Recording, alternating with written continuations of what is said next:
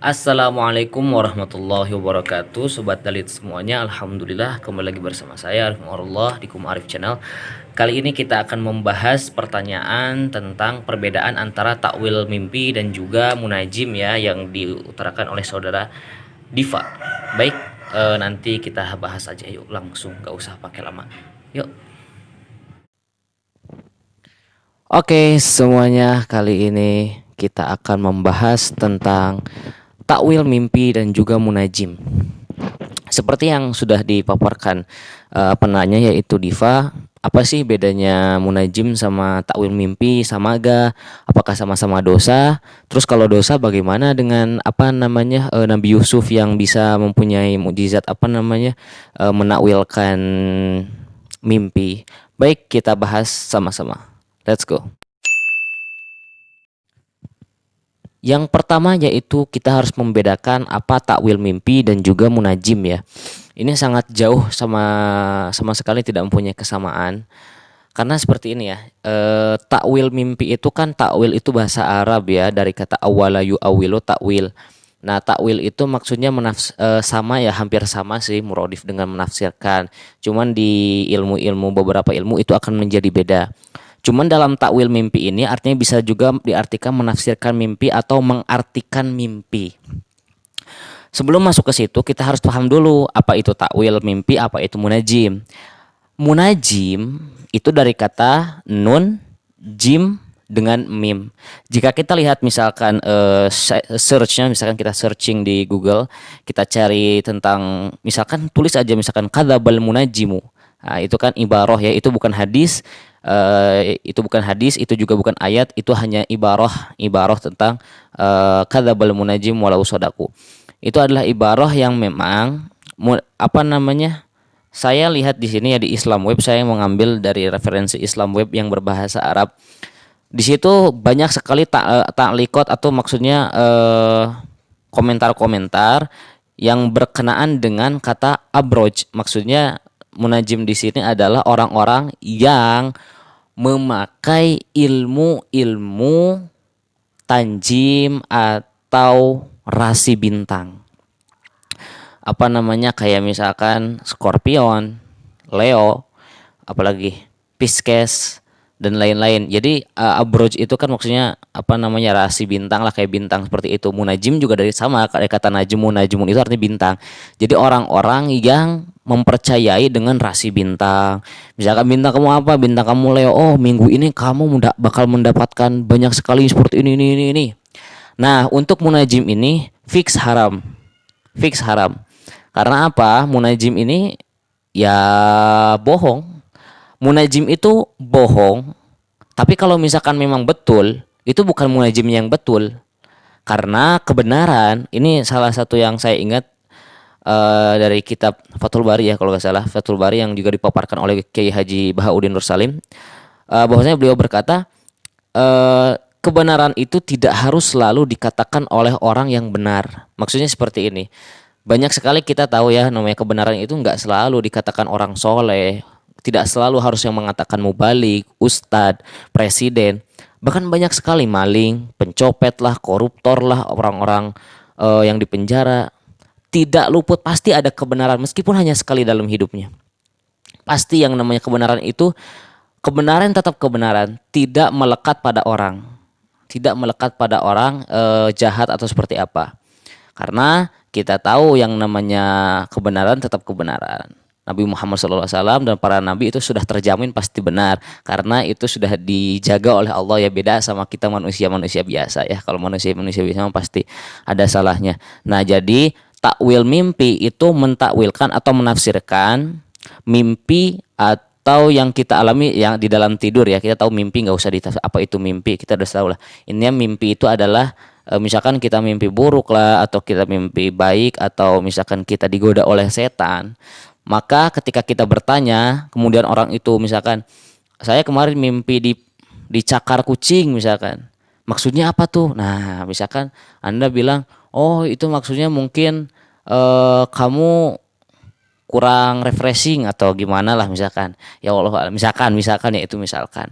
Nah, kalau misalkan munajim itu meramal, peramal, sihir. Kayak sihir. Di sini disebutkan ya bahwasanya apa namanya? Tanjim atau keilmuan apa namanya apa namanya ilmu meramal dengan rasi bintang ataupun dengan yang lainnya itu tetap haram ya. Ini dikatakan di sini juga ada perkataannya Imam Ahmad,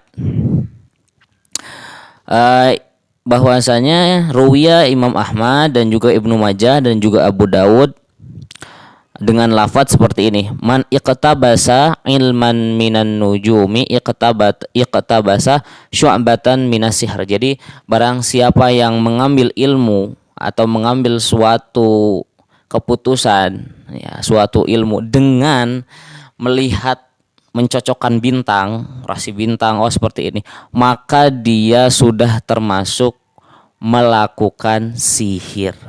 Nah, jadi hati-hati ya, sihir itu haram, termasuk dosa besar. Jadi tolong bedakan ya antara takwil mimpi sama munajim. Itu yang pertama. Baik, yang kedua adalah hukum menafsirkan atau mentakwilkan mimpi. Baik. Di sini ada beberapa sumber yang saya ambil. Maksudnya satu sumber tapi di dalamnya ada beberapa sumber. Nah, ini ya, saya udah mengambil beberapa. Nah, di sini, baik. Takwil mimpi dari dulu sudah terjadi ya dari masa-masa kenabian, dan kita tahu nih misalkan kayak Nabi Ibrahim menyembelih anaknya itu kan, menyembelih anaknya Nabi Ismail itu kan berawal dari mimpi. Kemudian Nabi Yusuf ketika berbicara kepada orang tuanya bahwasanya beliau adalah calon nabi kan dari mimpi. Kemudian syariat Nabi Muhammad SAW juga kita tahu ya, Nabi Muhammad SAW itu kan pertamanya wahyu itu kan ar-ru'ya as-solihah, mimpi. Ar-ru'ya as-solihah dari mimpi. Jadi semuanya kita tahu ya dari dulu memang sudah terjadi yang namanya tafsir mimpi, cuman kita bedakan antara manusia dengan nabi. Jadi untuk saudara Diva, jadi seperti ini. Kenapa terus bagaimana dengan Nabi Yusuf gitu kan? Jadi kita kan bukan nabi. Yang namanya nabi itu punya mukjizat masing-masing. Jadi menafsirkan hukum atau menafsirkan mimpi, menafsirkan mimpi kemudian dijadikan hukum atau misalkan apapun itu. Kalau untuk nabi jelas ya. Bagi nabi itu mimpi itu nggak mungkin kosong. Bagi nabi itu mimpi yang namanya juga orang yang dijamin Allah Subhanahu wa taala gitu. Jadi maksudnya tidak mungkin yang namanya bisa diganggu oleh syaitan. Tidak mungkin. Karena dijamin oleh Allah Subhanahu wa taala hidupnya. Jadi yang namanya mimpi nabi itu beda sama mimpi kita. Nah, baik. Itu jadi mukjizat ya saudara Diva. Jadi Nabi Yusuf itu mempunyai mukjizat, salah satunya adalah bisa menakwilkan mimpi. Jadi jangan dibandingkan antara penafsiran mimpi yang dipunyai oleh Nabi Yusuf sama manusia biasa. Kalau misalkan kita bilang Nabi Yusuf juga dulu menafsirkan mimpi, kita juga boleh dong. Lah kan Nabi Yusuf mah sudah terjamin, maksudnya nabi ya insya Allah udah pasti bener gitu. Jadi jangan samakan lah, itu yang mukjizat, beda sama manusia biasa. Baik, nah tapi yang namanya menakwilkan mimpi dulu memang terjadi, cuman setelah datangnya syariat Nabi Muhammad SAW, mimpi itu tidak bisa dijadikan hujah. Mimpi tidak bisa dijadikan hujah. Kalau mimpi kita biasa ya, tidak, apalagi kita jadikan syariat atau hukum. Karena seperti ini, ketika misalkan kita bermimpi, kemudian misalkan kita mimpi buruk atau misalkan kita bermimpi tiba-tiba kita didatangi seseorang, kemudian seseorang itu bilang kiamat sudah dekat, tidak usah sholat, tidak perlu puasa. Nah, itu kan jelas yang menentang syariat. Nah, ketika bangun kan terus kamu tiba-tiba pura-pura jadi nabi atau ngaku, saya nabi. Kemarin saya mimpi ada orang katanya membawa Quran baru, gak usah sholat, sholatnya wah Allah, itu orang gila ya, orang pembohong. Kalau misalnya ada yang ngaku-ngaku nabi sekarang jelas bohong, 100% bohong. Karena nabi terakhir adalah Muhammad sallallahu alaihi wasallam. Baik. Nah, jadi dalam menafsirkan mimpi itu, para ulama itu membagi menjadi tiga. Bahkan dari para sahabat juga, dari seperti Abu Hurairah ya. Abu Hurairah radhiyallahu anhu sendiri mengatakan bahwa saya mimpi itu ada tiga ya. Ada bisikan hati, ada yang apa namanya ditakuti setan, dan juga kabar gembira. Nah, perbedaannya kalau misalkan bisikan hati itu biasanya kita sebelum tidur itu kan memikirkan sesuatu, gelisah, kemudian terbawa tidur. Nah, itu juga ada ya hadisnya. Nah, baik. Jadi itu juga ditopang oleh hadis riwayat Ibnu Abi Syaibah dan juga Ibnu Majah, bahwasanya diriwayatkan dari sahabat Auf bin Malik bahwasanya Rasulullah SAW itu menjadi tiga mimpi ya, yang dialami manusia itu ada tiga. Yang pertama itu mimpi buruk atau yang menakutkan, yang datang dari setan, membuat sedih. Kemudian yang kedua itu yang menggelisahkan seseorang ketika terjaga dan terus terbawa ke dalam mimpinya. Dan yang terakhir adalah yang ketiga, mimpi yang menjadi isyarat dari 46 bagian kenabian. Yang ketiga ini bisa dibahasakan kabar gembira lah, seperti itu. Baik, pembahasan yang ketiga adalah pembahasan menceritakan. Nah, menceritakan bagaimana hukumnya, menceritakan mimpi. Kita kan tadi sudah membahas ya, mimpi itu terbagi menjadi tiga ya, ada yang menggelisahkan, menakutkan, dan juga kabar gembira. Untuk yang dua pertama itu jangan sampai kita berani-berani menceritakan kepada orang lain. Karena apa? Karena seperti ini ya, dalam hadis mengatakan Rasulullah SAW bersabda, apabila setan mempermainkan salah satu seorang dari kalian di dalam tidurnya, maka janganlah dia menceritakannya kepada orang lain. Hadis riwayat Muslim. Nah, untuk kalau misalkan gelisah dan juga apa namanya bisikan setan, bisikan hati ataupun godaan dari syaitan, maka itu tidak boleh sekali-kali kita menceritakan kepada orang lain. Sedangkan untuk kabar gembira, maka di sini ada yang membolehkan, dengan catatan mimpi yang baik itu diceritakan dan diminta takwilnya kepada orang soleh, ya. Karena Imam Malik juga menambahkan karena tidak seluruh mimpi itu patut diceritakan, hanya mimpi-mimpi yang baik saja yang patut untuk diceritakan. Dan ini juga berdalil ya, ada dalilnya, hadis Rasulullah SAW bersabda, siapa yang beriman kepada Allah dan hari akhir, hendaklah ia berkata baik-baik saja atau diam. Jadi kalau misalkan memang yang baik silahkan diceritakan, tapi kalau misalkan buruk mungkin diam saja, daripada kita mendapatkan sesuatu yang hal buruk untuk menimpa kita. Nah, dalam menafsirkan ini memang dari dulu sudah terjadi ya, bahkan ketika Abu Bakar sendiri itu pernah menafsirkan mimpi di depan Rasulullah SAW tentang seseorang itu kan, seseorang datang ke hadapan Rasulullah, kemudian beliau bercerita seperti ini. Di dalam mimpi, ini riwayat dari Ibnu Abbas ya, seorang laki-laki datang kepada Rasulullah ya, kemudian dia bertanya, ya Rasulullah, jadi dia bercerita, tadi malam aku bermimpi melihat segumpal awan yang meneteskan minyak samin dan madu. Lantas kulihat orang banyak memintanya, ada yang meminta banyak dan ada juga yang meminta sedikit. Tiba-tiba ada tali yang menghubungkan antara langit dan bumi. Kulihat engkau memegang, kemudian engkau naik. Kemudian ada orang lain yang memegangnya dan ia juga pergunakan untuk naik. Kemudian ada orang yang mengambilnya dan dipergunakannya untuk naik, namun tali itu terputus. Kemudian tali itu tersambung. Maksudnya tali itu tersambung kembali ya. Itu kisahnya laki-laki tersebut. Nah, kemudian Abu Bakar yang sedang ada di samping Rasulullah itu meminta izin kepada Rasulullah untuk mentakwil. Nah, wahai Rasulullah, ayah dan ibuku untuk tebusanmu, demi Allah biarkan aku yang menakwilkannya. Nah, kemudian Abu Bakar pun menakwilkan bahwasanya awan yang dimaksud dari mimpi itu adalah Islam. Madu dan minyak samin yang menetes itu adalah Al-Quran karena manisnya menetes.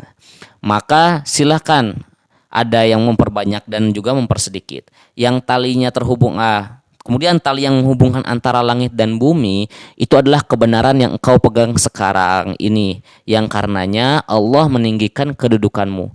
Kemudian ada seorang yang sepeninggalanmu mengambilnya dan ia pun menjadi tinggi kedudukannya. Maksudnya tetap memegang kebenaran ya, kebenaran yang dibawa Allah, ya kebenaran yang dibawa oleh Nabi Muhammad SAW yang berasal dari Allah Subhanahu Wa Taala. Nah, orang yang memegang ini kan nanti kan jadi bahasanya yang memegang tali ini naik lah, maksudnya derajatnya naik gitu. Kalau misalkan yang terputus itu ya terputus, maksudnya ya tidak memegang teguh agama yang dibawa oleh Nabi Muhammad SAW, yaitu Islam. Nah, yang terputus ya sudah berarti derajatnya jatuh, atau bahasanya bukan Islam itu kan ya terputus nantinya. Baik.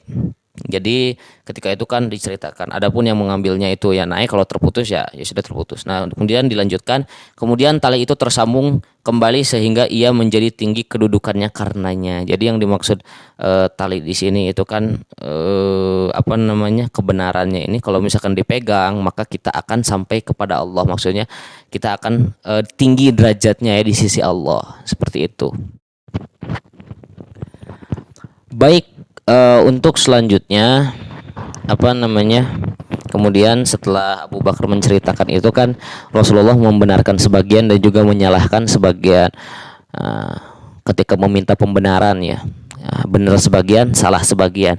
Jadi intinya kata Rasulullah Shallallahu Alaihi Wasallam, jangan engkau bersumpah, hadis riwayat Bukhari, karena takutnya memang ada yang salah gitu. Karena tadi kata Rasulullah membenarkan sebagian dan juga ada yang salah sebagian. Yang terakhir adalah adab saat mimpi buruk. Nah, bagi kalian yang suka mimpi buruk atau bagaimana, jangan sekali-kali menceritakan kepada orang lain. Udah cukup kalian aja yang tahu. Kalau misalkan memang kita mengalami mimpi buruk, bagaimana tanggapan kita ketika kita bangun dari mimpi buruk? Biasakan kita apa namanya meludah ke kiri 3 kali ya. Satu misalkan. Nah, 1, 2 ke kiri untuk apa namanya kemudian memohon perlindungan kepada Allah. 3 kali ini adalah salah satu bentuk bisa dibilang seperti menghina perbuatan atau bisikan setan yang mengganggu kita dalam tidur, itu kan sebagai pelecehan lah, bisa bilang pelecehan terhadap setan yang mengganggu dengan cara meludah 3 kali ke kiri. Nah, kemudian kita membaca ya doa perlindungan kepada Allah. Nah, setelah kita meludah 3 kali kiri, kemudian kita berdoa kepada Allah, minta perlindungan, kemudian kita lanjutkan tidur kita, dan jangan sampai kita apa namanya menceritakan kepada orang lain. Baik, kesimpulan. Alhamdulillah ya sudah beres beberapa penjelasan dan saya simpulkan. Jadi intinya munajim dengan takwil mimpi itu beda ya. Yang namanya takwil mimpi itu menafsirkan mimpi seseorang, sedangkan munajim itu bisa termasuk apa namanya sihir lah, bisa termasuk sihir atau yang mengada-ngada, dan itu bohong. Dan satu catatan yang saya tekankan yaitu kebenaran itu tidak harus berasal dari seseorang yang baik. Kebenaran tetaplah kebenaran. Mungkin hanya itu saja. Kalau misalkan memang ada kesalahan ataupun apapun itu, silahkan di komen, silahkan dibenarkan, diluruskan, atau ada pertanyaan lain silahkan ditulis di komentar saja, di kolom komentar di bawah ya. Dan apa namanya, jangan lupa untuk ya bagi-bagi ilmu lah, wawasan kita dengan cara men-share video ini, dengan cara mensupport saya sendiri, juga kita mensupport dakwah Islam, karena dengan HP saja kita bisa berdakwah. Kita tidak perlu yang namanya apa namanya kita mungkin membuat video sendiri. Kan banyak sekali kita channel-channel YouTube ya sekarang yang sudah viral untuk dakwah ya, misalkan kayak Ustadz Abdul Somad, Ustadz Adi Hidayat, Ustadz Khalid Basalamah, Gus Baha, kemudian ada Ustadz ya banyak lagi lah, dan masih banyak lagi. Itu kan banyak ya. Dan saya sendiri juga paling favorit ya Santri Gayeng ya apa namanya Gus Baha gitu, Gus Baha, karena pembawaannya yang enak. Kalau enggak Ustadz Khalid Basalamah juga enak, beliau juga masih banyak lagi lah ustadz-ustadz yang enak pembawaannya.